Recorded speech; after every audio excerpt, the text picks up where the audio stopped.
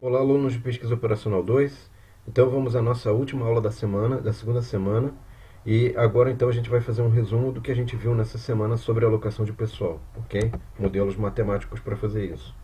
Então primeiro a gente tinha falado sobre a escala de funcionários, viu uma formulação bastante simples, né?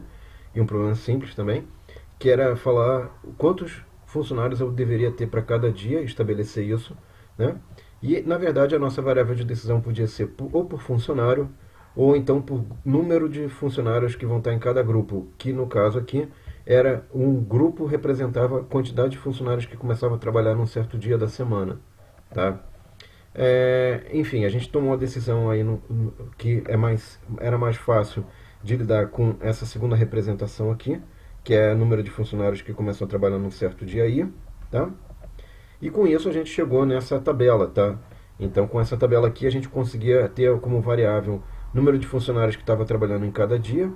E o que era importante é que a partir disso a gente conseguia construir as restrições olhando cada coluna, né? Então as nossas restrições, eu colocava aqui, por exemplo, um maior igual número mínimo de funcionários para o domingo, a soma de N1 mais N4 mais N5 mais N6 mais N7, isso tinha que ser maior ou igual ao número de funcionários para o domingo, e fazer isso para segunda, terça, quarta, quinta, sexta e sábado, todos os dias da semana, e fazia a minimização de N1 até N7, a soma de todos os números de funcionários que começavam a trabalhar num dia, tá?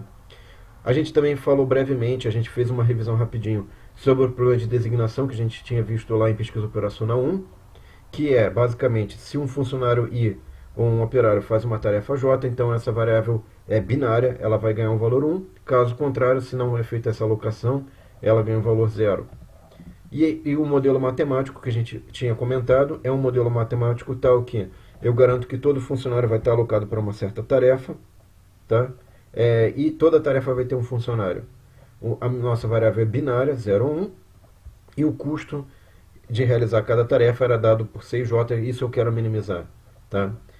Detalhe que a gente podia resolver isso aqui como um problema, um caso particular do plano de transporte, lembrando aí que o plano de transporte era também um problema que a gente conseguia resolver com programação linear, simplex, né?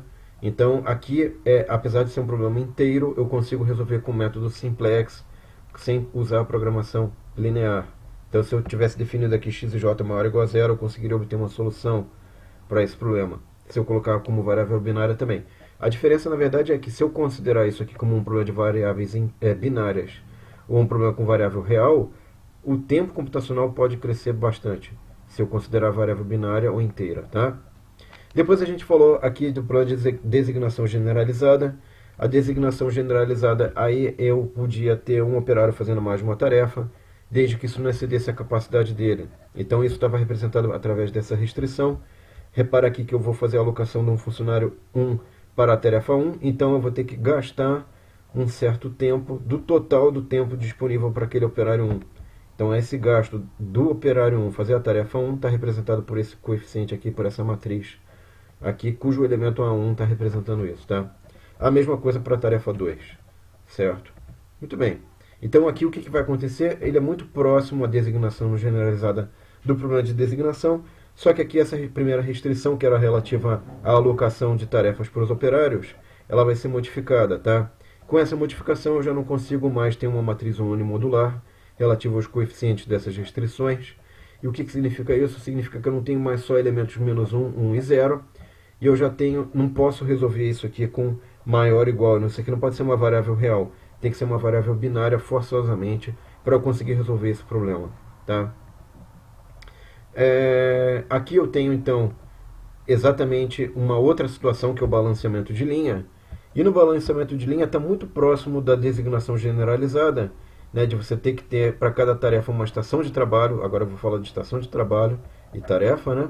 E cada estação de trabalho pode ter uma ou mais tarefas, depende da capacidade de processamento daquela estação de trabalho, tá? Que vai ser, no caso aqui, o tempo de ciclo.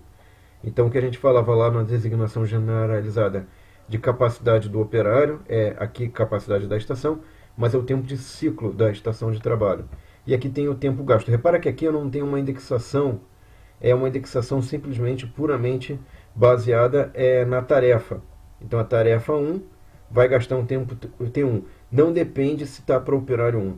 pelo menos no modelo de balanceamento de linha mais simples que a gente adotou, tá? E também uma última coisa que a gente tinha que olhar no modelo era a questão de o tempo de processamento, mas eu vou também ter uma indexação relativa à questão de precedência, né? E mais importante do que isso tudo, eu tenho um grafo de precedência que indica qual tarefa tem que ser realizada antes de qual. Isso vai ser representado por essa restrição, que vai estar olhando essa questão da precedência par a par. Sempre eu vou estar olhando, então, a restrição par a par, né? Então, a precedência aqui vai ser sempre imediatamente qual a tarefa que precede imediatamente a outra. E aí eu vou construindo várias restrições. Essa restrição aqui, na verdade, engloba todas essas restrições coloridas aqui, tá? Então isso significa que eu tenho um problema muito próximo da designação generalizada, só que eu tenho que considerar também a restrição de precedência, que está dada nesse formato aqui, que é importante para você considerar. Além disso, eu vou minimizar aqui a folga, que é tempo de ciclo, menos a soma dos tempos de processamento das tarefas que foram alocadas para uma dada